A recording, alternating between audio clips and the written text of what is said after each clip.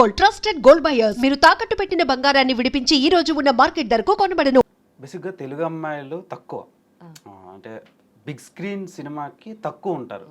Select అయ్యి prove చేసుకొని super talented అయినా తక్కువ ఉంటారు. సో ఆపర్చునిటీ మీకు వచ్చింది. సో అక్కడ వరకు రావడానికి ఫ్యామిలీ సపోర్ట్ కూడా చాలా అవసరం. సో మీ ఫ్యామిలీ మీకు ఎంతవరకు సపోర్ట్ చేసింది? అంటే 4 years నుంచి నేను యూట్యూబ్లో చూస్తున్నా సరే సడన్గా బిగ్ స్క్రీన్ అంటే టోటల్గా చేంజ్ అయిపోద్ది. అంటే యూట్యూబ్ ఒక చిన్న సోనీ కెమెరాకి అక్కడ రెడ్ కెమెరాకి చాలా తేడా ఉంటుంది. చాలా.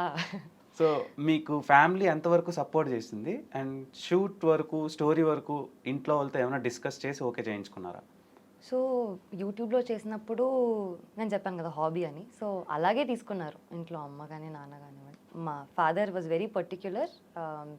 ఎడ్యుకేషన్, ఫైనాన్షియల్ ఇండిపెండెన్స్ చాలా ఇంపార్టెంట్. అమ్మాయికైనా అబ్బాయికైనా మా ఇంట్లో సేమ్ ఈక్వల్.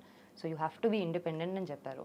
బ్యాకప్ పెట్టుకో, నీకు ఇది ఫుల్ టైం మాత్రం వెరీ అన్సర్టెన్ కదా ఫిలిం ఇండస్ట్రీ, ఏదవుతుందో తెలియదు. Uncertain and unpredictable. ఎస్, ఎప్పుడైనా ఏదైనా అవ్వచ్చు.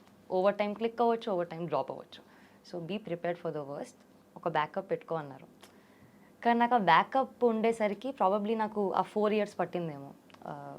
ఐ నెవర్ దీనికి నేను ఒక సీరియస్ షాట్ ఎప్పుడు ఇవ్వలేదు. చేసుకుందాం అయినంతసేపు అనుకున్నాను. అండ్ నా మెయిన్ స్ట్రీమ్ వాజ్ సంగీతం అండి. ఐ వాజ్ టీచింగ్, సంగీతం నేర్పించేదాన్ని, బయట పర్ఫామ్ చేసేదాన్ని, లైవ్ పర్ఫార్మెన్సెస్, ఈవెంట్స్కి వెళ్ళేదాన్ని. So I was earning pretty well and మంచిగా నడిచింది అది. ఇట్ సైడ్ ఓకే ఆడిషన్స్ తిరిగాను కానీ నాకు వర్కౌట్ అయినంత వరకే చూసుకున్నాను.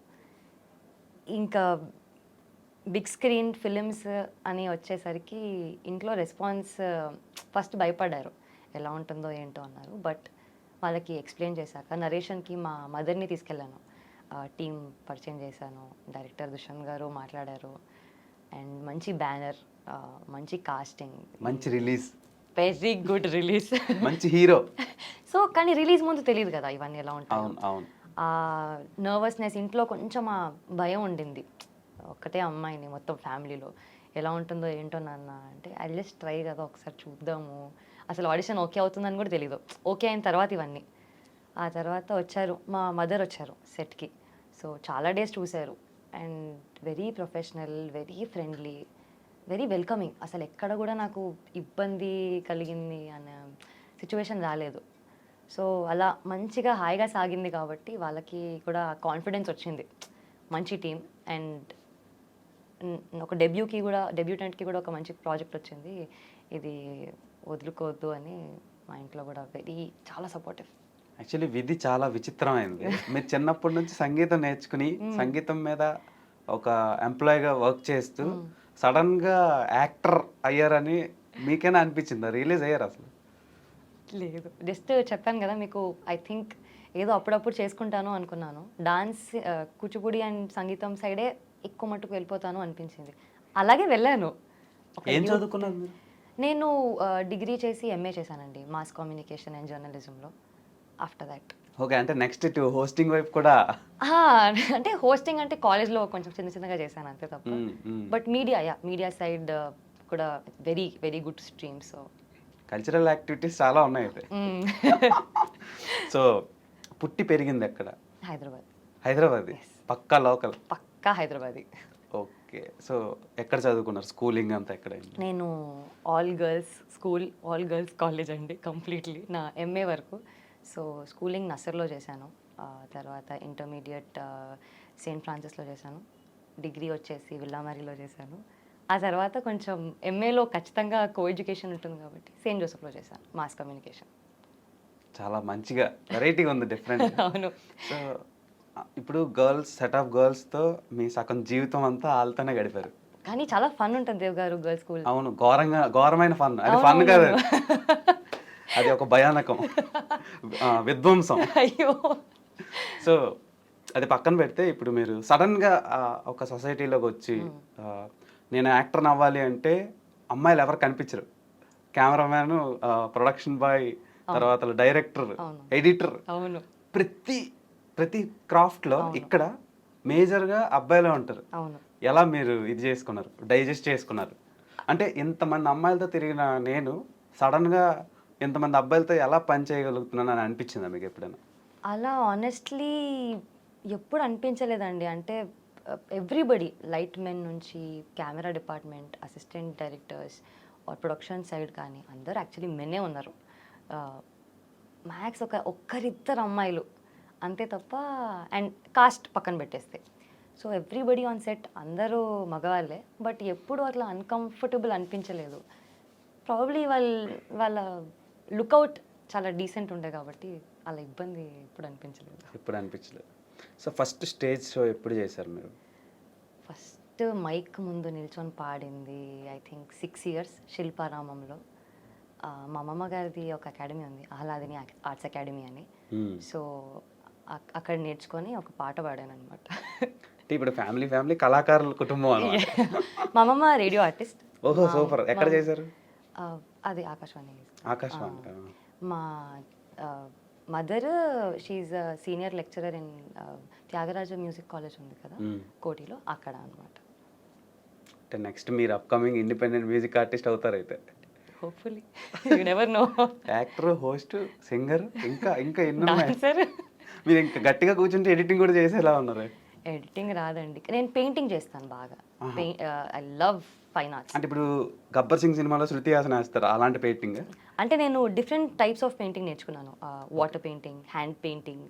సో ఆర్ట్ థెరపీ అని ఒక కోర్స్ ఉంటుంది.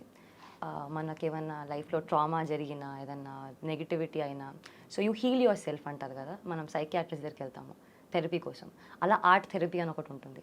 సో దాంట్లో పాటరీ చేయొచ్చు, కుండలు చేస్తాం కదా, అలా శిల్పాలు చేస్తాము, చెక్కుతాము, క్లే మోల్డ్స్ అలా, సెరామిక్ మోల్డ్స్ చేస్తాము. అలా నేను different oil painting, acrylic painting, hand painting, and you feel the colours, you feel the art. So దాంతో you can heal yourself, therapy అవుతుంది. ఓకే, ఇది కూడా ఉంటుందా? ఒక డిప్రెషన్కి వెళ్తే కొత్త వే చెప్పారు ఇవి. అంటే కొందరికి తెలియదు. అవునవును. అండ్ మ్యూజిక్ థెరపీ అని కూడా ఒకటి ఉంది కదా. Music is meditation for me. Meditation. Yes. So ఎందుకండి అంత మ్యూజిక్ అనగానే ఫేస్లో అంత చామ ఒకసారి జిగ్గుమని?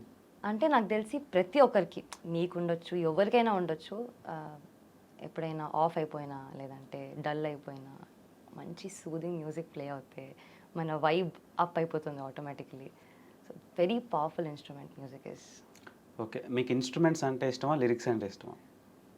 ఇన్స్ట్రుమెంట్స్ నాకు నేర్చుకోవాలని ఉందండి, అదొకటే ట్రై చేయడం బాకీ. అవునా? ఇంకా అది కూడా స్టార్ట్ చేసేయండి, ఇంకా లేట్ ఎందుకు? అంటే మనం లైఫ్ ఎండ్ వరకు ఇది లెర్నింగ్ అనేది నెవర్ ఎండింగ్ ప్రాసెస్ కదా. సో అది కూడా నేర్చుకుంటే బ్రేక్ ఇవ్వడానికి రెడీగా ఉంది. నాకు చాలా ఉంది నేర్చుకోవాలని. అండ్ మీరు మీ ట్రైలర్ లాంచ్ అనుకుంటా, ట్రైలర్ లాంచ్లో ఒక చిన్న క్వశ్చన్ రైజ్ చేయడం జరిగింది మీకు. సడన్గా ఒక పాట పాడమన్నా, ఆ పాట ఇప్పుడు ఒక 40 lakhs చేంజ్ రీచ్ అవుతుంది ఇన్స్టాగ్రామ్లో. సో అంటే సరదాగా పాడితేనే 40 lakhs వెళ్ళింది, అదే సీరియస్గా పాడితే ఏంటి పరిస్థితి అని నేను ఆలోచిస్తున్నా.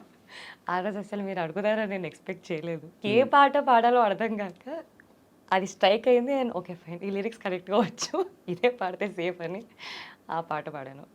మీరు ఎలా పాడారంటే ఆ రోజు నార్మల్గా ఒక అమ్మాయి ఇంట్లో వంట చేసుకున్నప్పుడు హమ్ చేసుకుంటే ఎలా ఉంటుందో, కాలేజ్లో సడన్గా చదివేసి రీఫ్రెష్ అవ్వడానికి హమ్ చేసుకుంటే ఎలా ఉంటుందో అలా సరదాగా పాడారు. సో అందుకని అంత ఎక్కువ రీచ్ వెళ్ళింది అది. Yeah, maybe that really worked. అంటే హమ్ చేసుకోవడానికి ఈజీగా ఉండేలా పాడారు. ఏంటి అంత కష్టమైన రాగాన్ని కూడా అక్కడ కనెక్ట్ అయ్యారు. సో మా వేళలు బెతలు రగిలనే రాధ గుండెలు పాపం రాధా. సూపర్. అప్పుడు నేను ఎలా అయితే ఫీల్ అయ్యానో సేమ్ ఫీల్ ఉంది. సో మీరు ఫస్ట్ స్టేజ్ షో చేశారు కదా, అలా ఫస్ట్ ఎర్నింగ్ చేసిన అమౌంట్ ఎంత? ఒక డాన్స్ ప్రోగ్రామ్ ఇచ్చినప్పుడు రవీంద్ర భారతిలో ఐ థింక్ 500 ఎంతో మా అమ్మమ్మ తీసి అలా డిస్టి తీసి పెట్టించేలో తీసుకోనన్న. అది కూడా తీసుకొని లేస్ ప్యాకెట్లు, చిప్స్ ప్యాకెట్లు అలా దాచిపెట్టుకునే బదులు అలా అన్నీ కొనేసి తినేసి పడుకున్నాను. But I can never forget stage performances. అంటే మిస్ అవుతున్నాను యాక్చువల్లీ చాలా.